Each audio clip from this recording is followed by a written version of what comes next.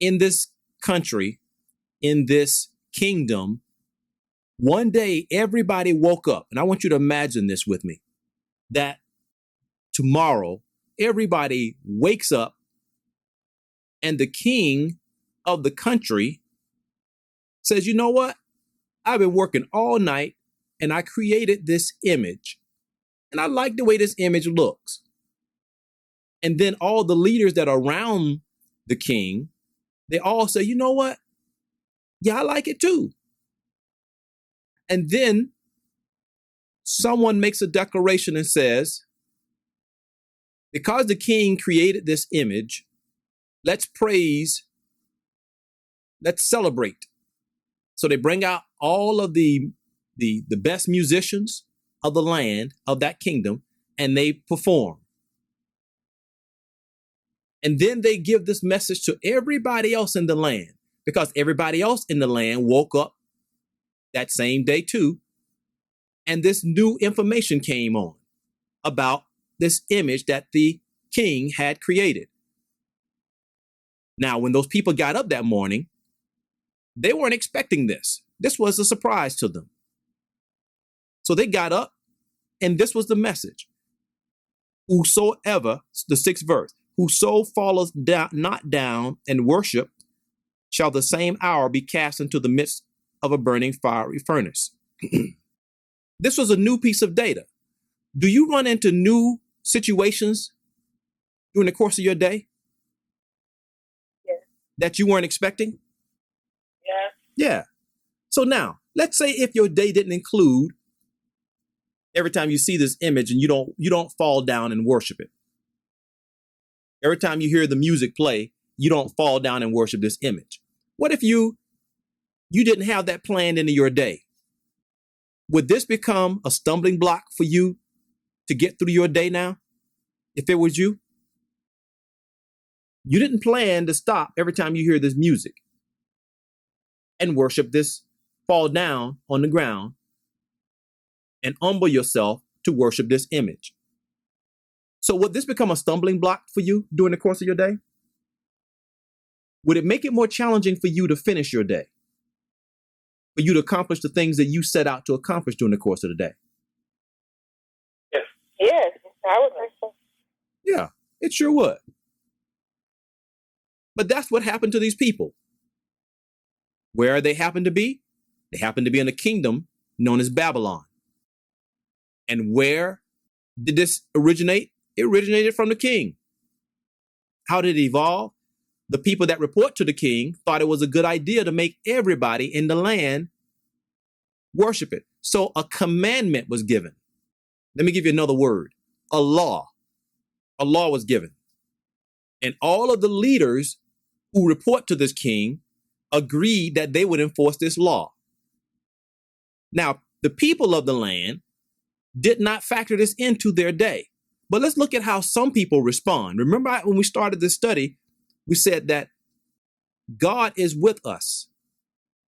But if we don't have a relationship with God through Jesus Christ, if we don't have a relationship with God at all through his word, then we are subject to the valley of the shadow of death, the evil that is present in the valley of the shadow of death. So let's look at what happens, how the people reacted. Continue reading, please, at that 7th verse. Therefore, at that time, when all the people heard the sound of the cornet, the flute, the harp, the sackbut, the psaltery, and all kinds of music, all the people, the nation, and the languages fell down and worshiped the golden image that Nebuchadnezzar, the king, had set up. So how did the people respond? Anyone? How did they react in this land? I mean, the people who are living in this kingdom. Worship. They followed the law. They followed the law, didn't they? Yes. They followed the law of the land. Yeah, they fell down and worshiped. Because why did they follow the law of the land? Why do you think they just decided to go ahead and just, I mean, they didn't plan to do this during the course of the day because they didn't know about it. and they didn't plan to do it. But why all of a sudden are they doing it? Because they was afraid they were going to be cast into the fiery furnace. That's exactly right. Now remember what John told us. That Satan, Jesus said that the devil comes to kill, steal, and to destroy. Isn't that right? Yes. Yeah. So these people's lives are being threatened, isn't it?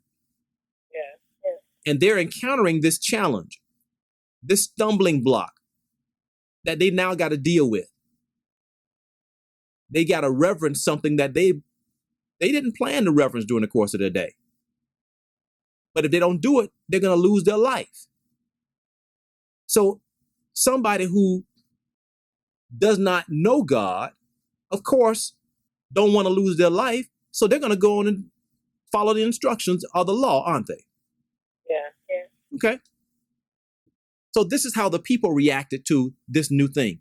Just like you get up in the morning and you start your day, when you look at the news, you're getting what? You're getting new stuff. When you hear about what's happened during the course of the day somewhere, you're getting new stuff. It's the same situation. When you go into work, when you go into the classroom, when you go to school and you hear about something happening with a kid, or you hear about a gang fight, or you hear about somebody getting shot, or this is the same thing. It's evil happening around you that you didn't plan. You didn't plan to be a part or near any of that. Just like these people didn't plan. But here, these people now, they got a stumbling block that they've encountered along the way. Continue reading here at the 8th verse.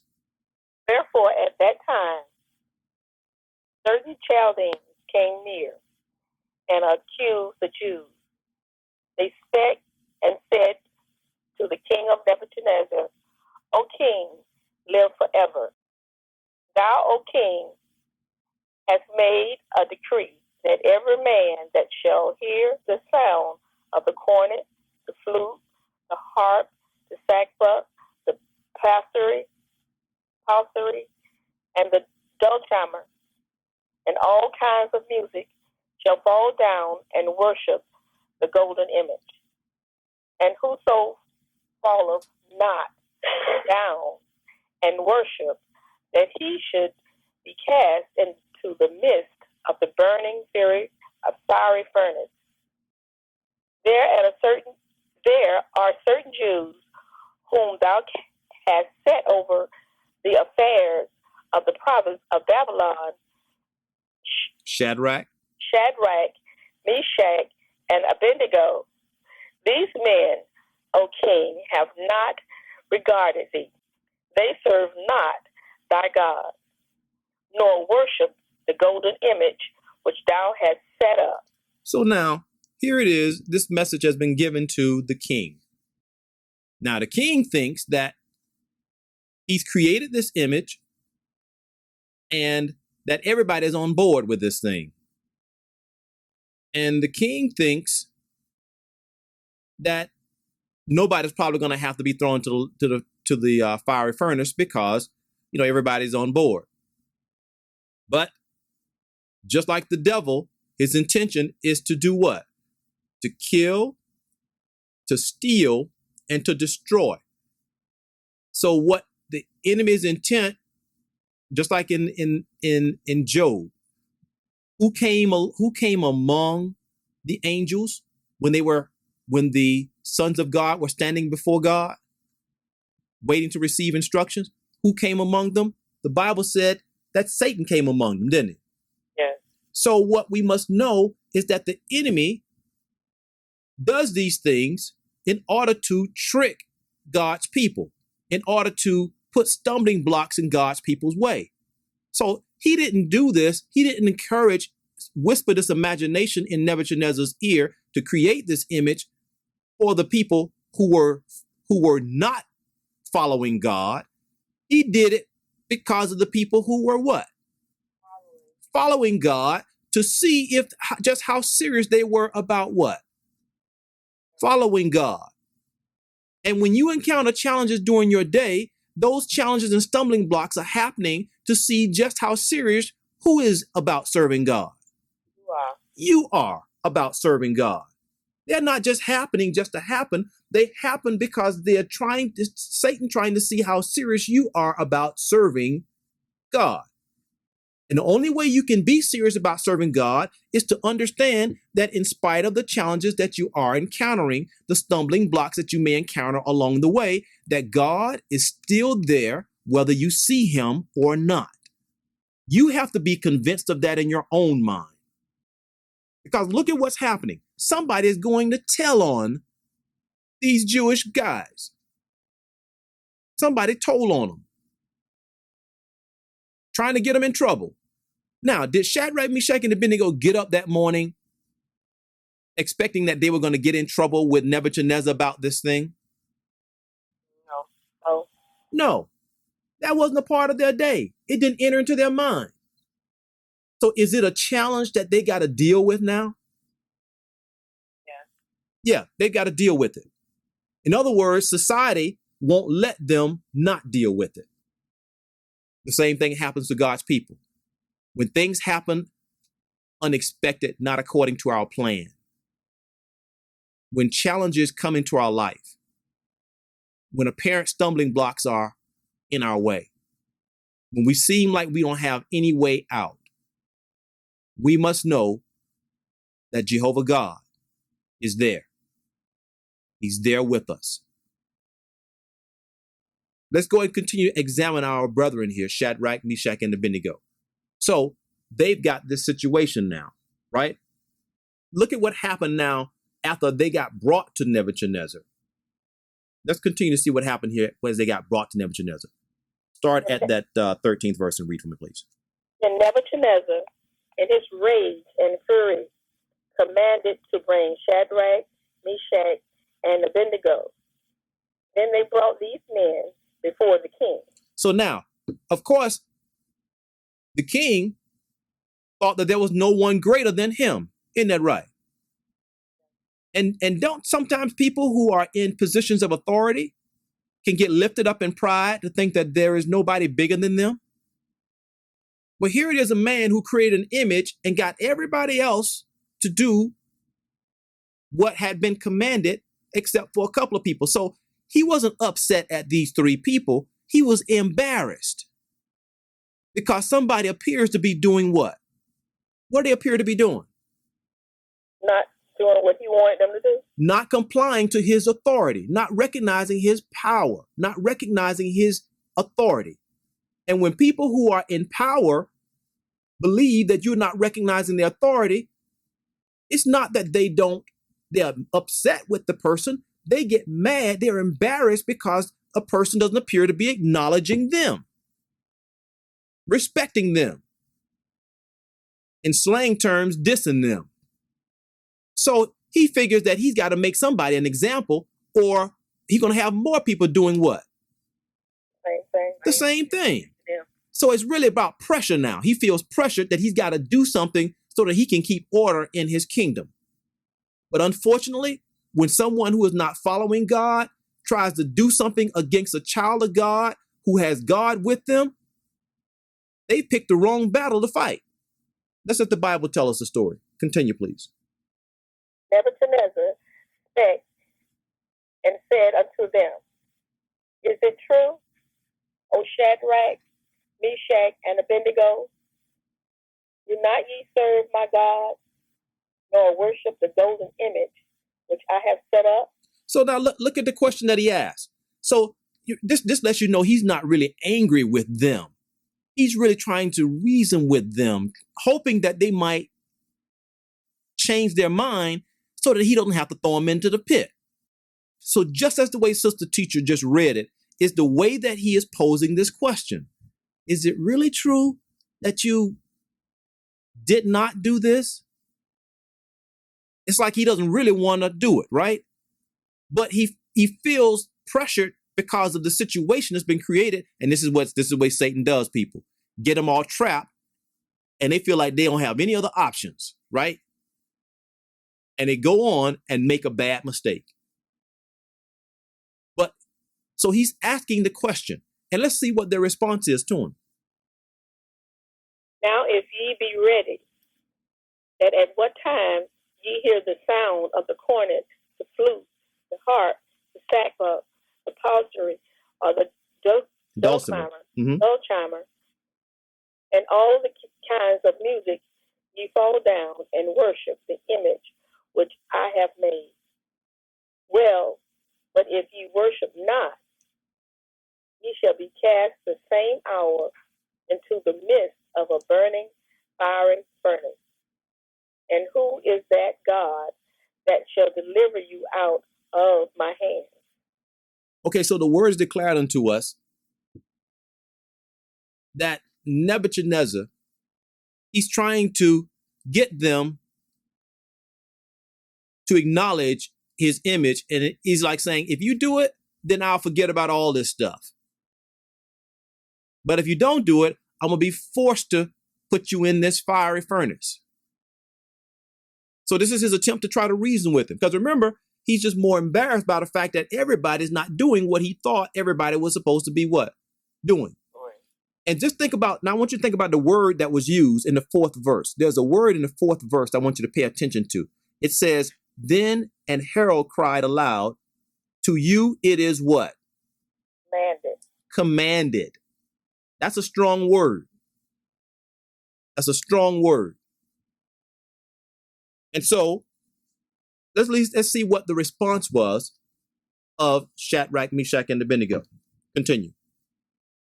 Shadrach, Meshach, and Abednego answered and said to the king, O Nebuchadnezzar, we are not careful to answer thee in this manner. If it be so, our God, whom we serve, is able to deliver us from the burning fiery furnace, and he will deliver us out of thine hand, O king. So now there's 2 things here that Shadrach, Meshach, and Abednego have acknowledged here. One thing that they've acknowledged is that they first of all said they're not careful in how they're going to respond. In other words, they know how they're going to respond. Now, I want you to go back to that notion of getting up in the morning and, getting yourself ready for your day, preparing yourself, putting your clothes on, and getting ready to go out for your day, right? Did Shadrach, Meshach, and Abednego expected that they were going to be standing in front of Nebuchadnezzar before their day was over? No, they didn't. Is this unplanned? Yeah. Is this a challenge or a stumbling block that's preventing them from accomplishing what they wanted to accomplish that day? Yeah. Yes, it is. But this is no different than you running into something that's unexpected or unplanned in your day.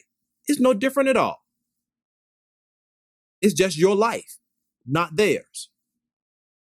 See, when we encounter things or things that we don't figure that we don't have the answer to.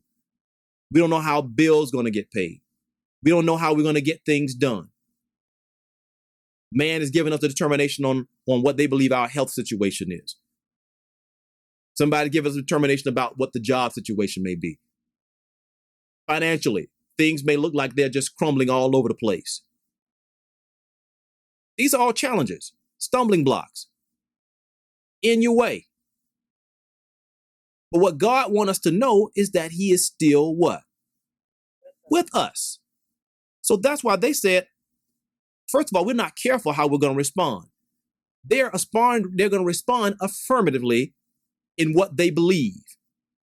And what they went on to say, that if God, the God that they serve, not the God that they read about, but the God that they were applying his words in their life on a daily basis, the God that they serve is able to deliver them.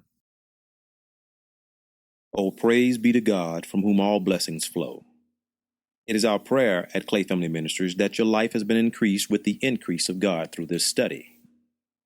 We appreciate and are thankful for your fellowship during this life skills study segment.